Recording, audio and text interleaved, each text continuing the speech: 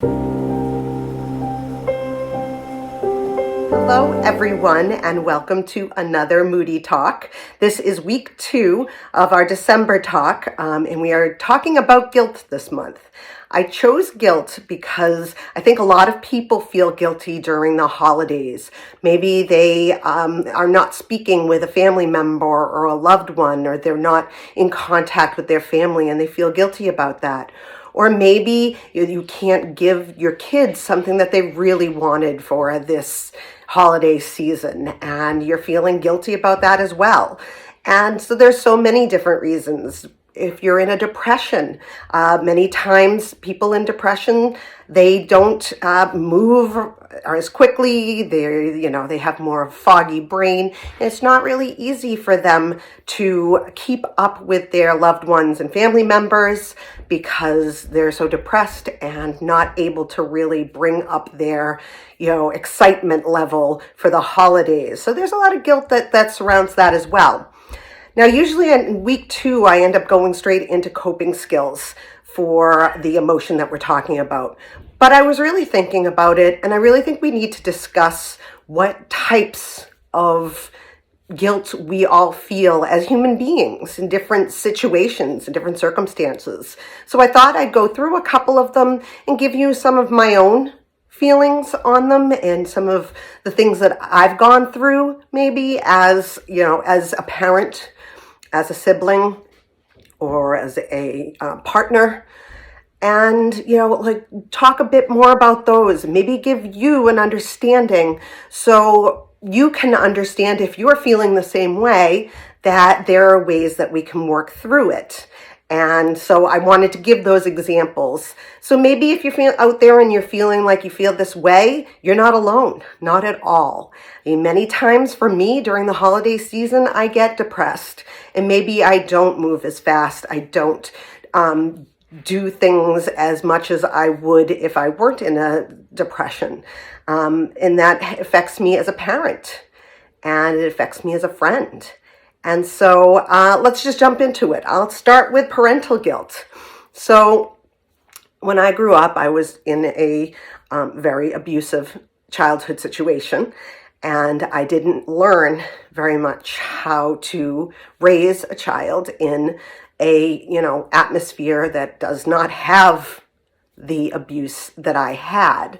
And so I sometimes feel guilty that I, am not able to respond to my kids in the way that it would be healthier. And it's one of the reasons why I created Moody, because I really think that we all need to learn what our emotions are and that they're valid and that we can feel them. But it's just the way that you go about handling them that's really the issue. So I'll go back to my parental guilt. Growing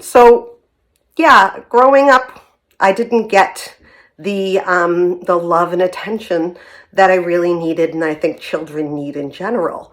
And so with that, I think I went into being a parent not able to cope with a lot of the things that kiddos do.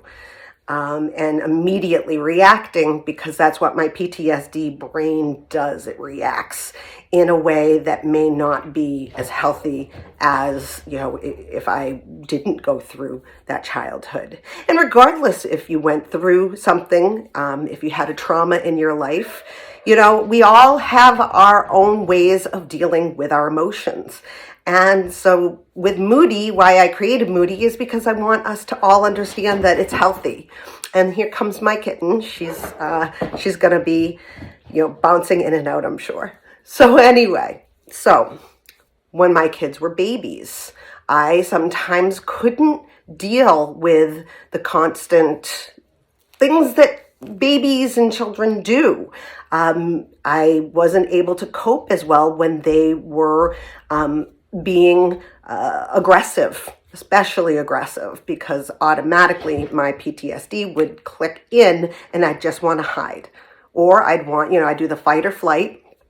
And so that is something that's always been a guilt for me, that I felt like I never gave my children the appropriate responses to their own emotions. I also, when you're a parent and you have a spouse or a partner, sometimes you feel that marital or partner guilt, that maybe you're not spending enough time with them, or you're working too hard, not able to come home and take care of the kids with your partner. That's another big guilt that I think a lot of people feel in situations where, children become a part of your lives.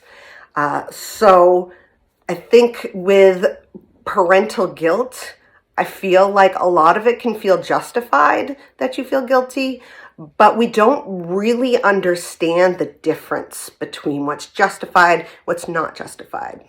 If you take my case of not really knowing exactly how to react to my children's emotions and their needs, I could say it's very justifiable, but it's also not justifiable in the sense that I was never taught how to healthily deal with my kids' emotions and their outbursts or whatever it may be.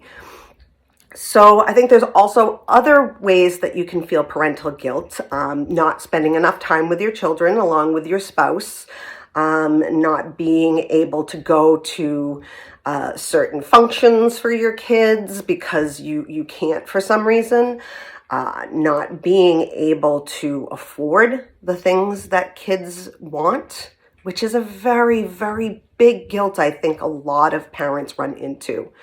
And where's the justify and the non-justify in it? It's not really justified because it's out of your control. Maybe you're working a job or two jobs that don't quite handle the amount that your children may want for their holiday presents or their birthdays, that kind of thing. So, parental guilt. I think it's just so common. Also, I have PTSD and major depressive disorder. And my oldest son, he also has major depressive disorder.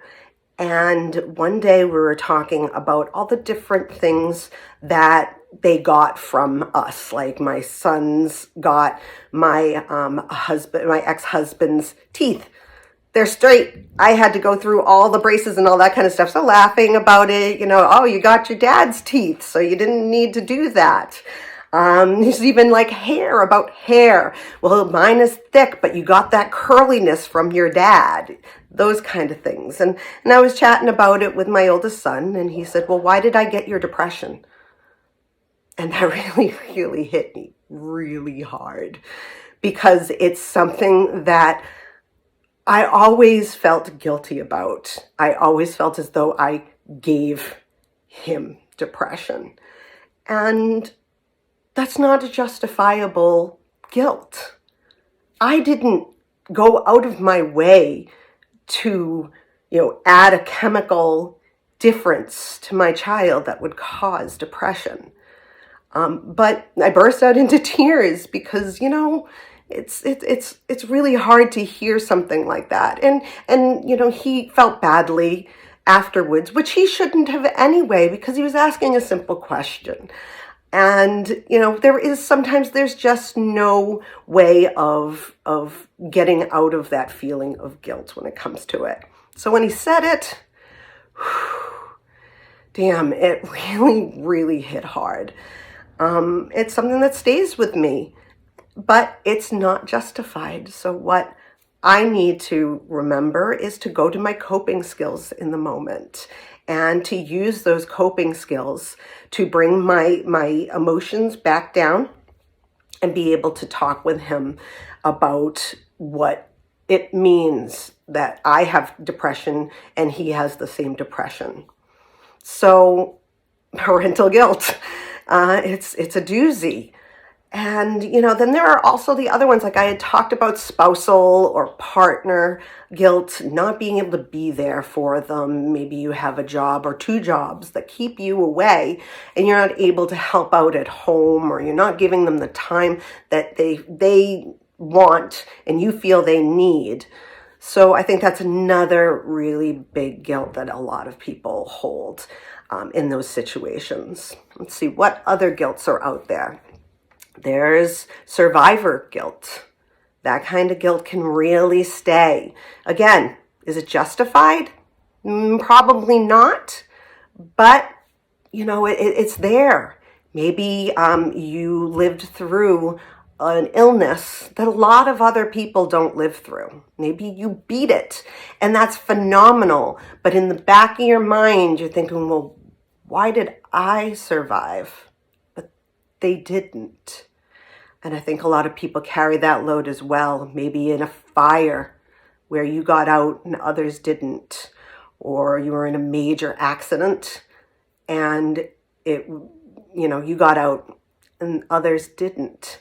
So I think we all have those kind of guilts that sit deep, deep, deep inside us, that regardless if they're justified or not, they still sit and they feel heavy inside our hearts. So there are so many other kinds of guilt that we can say we can justify or not justify, but really it's the part of you that needs to learn to cope with those feelings, sit with them, recognize them, maybe have, if they're justifiable, have a moment where you have to forgive yourself for something that happened that is, it's done. It's over and done with. Or if it's unjustified, just reminding yourself, giving yourself like an analysis of, well, why should I feel that way? Is this the correct way to feel? I'm not saying it's a right or wrong. It's more of, is it the emotion I should be feeling at this time?